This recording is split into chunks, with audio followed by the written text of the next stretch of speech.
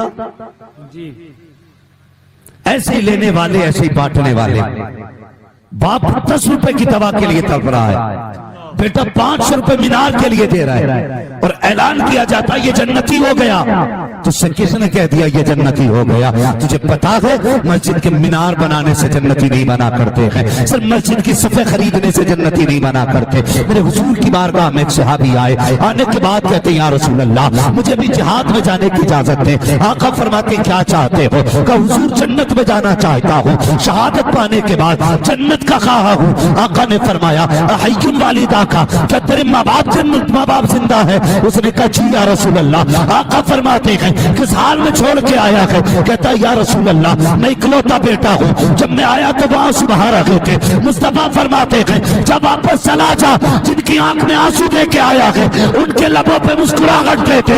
جن کو جنت تلوار کے سائے میں ملے گی ان کو تو ملے گی. واپس چلا جا, ماں باپ کو راضی کر دے, محمد بھی راضی ہوگا, خدا بھی راضی ہوگا. نعرے تکبیر, نعرے رسالت, فیضان شہید اعظم, پیغامی مذہب اسلام, مسلک اعلیٰ حضرت, سبحان اللہ. اپنی زندگی دیکھیں, ہمیں شوق ہے ناموری کا, ہمیں شوق ہے ہمارے نام کے نعرے لگے. ہم تو چندہ بھی وہاں دیتے ہیں جہاں پہ ہمارا پرچار زیادہ کیا جاتا ہے. اس سے مطلب نہیں ضرورت کس کو زیادہ ہے, مطلب اس سے ہوتا ہے ہم لوگوں کا کہ نام کہاں زیادہ ہوگا. یہ مزاج ہے ہمارے, نام کے لیے مر گئی دنیا نام کرتے کرتے. لیکن قرآن کہتا وَتُعِزُّ مَن تَشَاءُ وَتُذِلُّ مَن تَشَاءُ, تیرے چاہنے سے کچھ نہیں ہوتا ہے. اللہ جسے چاہتا ہے عزتیں عطا فرماتا ہے, اللہ جسے چاہتا ہے ذلتیں عطا فرماتا ہے. عزت و ذلت کا مالک وہ ہے. تو پھر بندہ اپنی فکر میں کیوں نہیں, تو رب کے کام میں لگ جا, رب تیرے کام کر ڈالے. تو ہمارے مزاج بھی ناموری کے, مگر قسم خدا کی وہ کیسا گھر آنا تھا. حضور ممبر شریف پہ ہے, آقا کریم ممبر پہ کھڑے, اعلان فرمایا. آپ خطبہ ارشاد فرما رہے ہیں دیوانوں کے بیچ میں. ایک پردیسی آ گیا, اس نے آ کے کہا کیا ہے کوئی جو مجھے کھانا کھلا دے. اس نے اتنی بات کہی نا, میرے حضور ممبر پہ تھے, آپ نے 350 صحابہ حضور کے سامنے بیٹھے. کتنے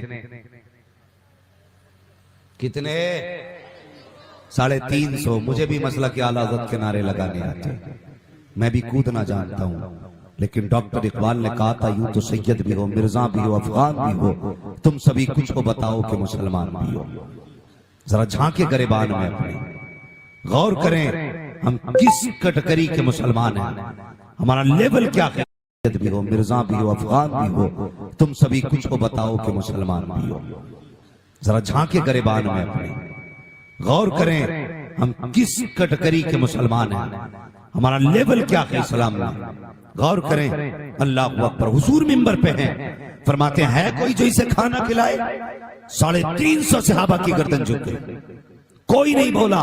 فرمایا مہمان ہے ہمارا, اسے کوئی کھانا کھلائے. 350 لوگوں کی گردن جھکی. مصطفیٰ فرماتے کیا کوئی میرے مہمان کو کھانا نہیں کھلا سکتا؟ جب اتنی بات کہی ہے, سارے صحابہ کی آنکھوں میں آنسو تھے. حضرت سلمان فارسی اٹھ کے کھڑے ہوئے, کہتے یا رسول اللہ یہ تو وہ قوم ہے جو آپ کے اشارے پہ گردنیں کٹانے تیار رہتی ہے. یہ تو وہ قوم ہے جس نے بچوں کو بچے نہ جانا. یہ تو وہ قوم ہے جس نے اولاد کو اولاد نہ جانا.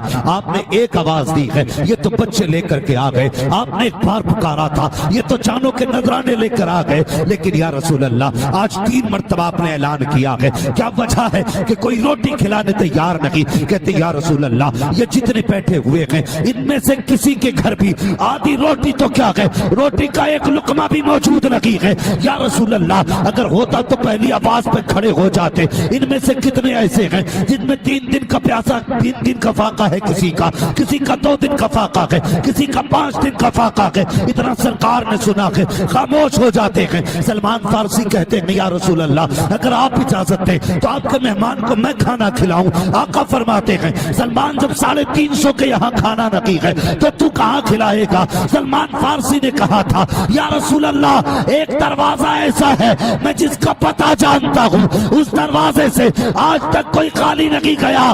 آقا فرماتے کس کا دروازہ؟ کہتے آقا وہ دروازہ کسی اور کا نہیں ہے بلکہ آپ کی بیٹی فاطمہ زہرا کا دروازہ ہے۔ آج تک کوئی خالی نہیں گیا۔ آقا فرماتے کس کا دروازہ؟ کہتے ہیں آقا وہ دروازہ کسی اور کا نہیں ہے بلکہ آپ کی بیٹی فاطمہ زہرا کا دروازہ ہے۔ اللہ اکبر۔ حضور فرماتے ہیں سلمان تیری مرضی، جیسا چاہے کر۔ سلمان فارسی نے کیا کیا؟ ہاتھ پکڑا آگے حضرت فاطمہ کی چوکھٹ پہ دستک دی، آواز آئی من دق الباب، دروازہ کس نے بجایا؟ کہتے سلمان فارسی۔ کیوں آئے ہیں؟ کہ حضور کا مہمان ہے، کھانا کھلانے لایا۔ اتنا سنانا سیدہ فاطمہ زہرا نے دروازے کا ایک پٹ کھول دیا، فرمانے لگی سلمان ذرا جھانک کے دیکھ۔ حضرت سلمان فارسی نے دیکھا شہزادے چٹائی پہ لیٹے تھے۔ حضرت فاطمہ زہرا کہتی ہیں سلمان آج 3 دن ہو گئے میرے بیٹوں کو ایک لقمہ نہیں ملا اور تم مہمان لے کے چلے آئے، بتائیے فاطمہ کے گھر میں کچھ نہیں ہے کھلانے کے لیے؟ حضرت سلمان فارسی نے اتنا سنا آنکھ میں آنسو آ گئے، فرمانے لگے میں اس لیے لے کے آیا کہ حضور نے 3 مرتبہ کہا تھا کوئی کھانا کھلا دے۔ سیدہ جنت مسجد کے اندر 350 صحابہ تھے، کسی کے گھر ایک لقمہ نہیں، حضور کا مہمان خالی چلا جاتا، سلمان کو گوارا نہیں ہوا اس لیے لے کے آ گیا۔ اللہ اکبر۔ اتنا کہہ کے واپس چلنے لگے۔ حضرت فاطمہ کہتی چچا مہمان کو تھوڑا دور کر کے آئیے، کچھ بات کرنی ہے آپ سے۔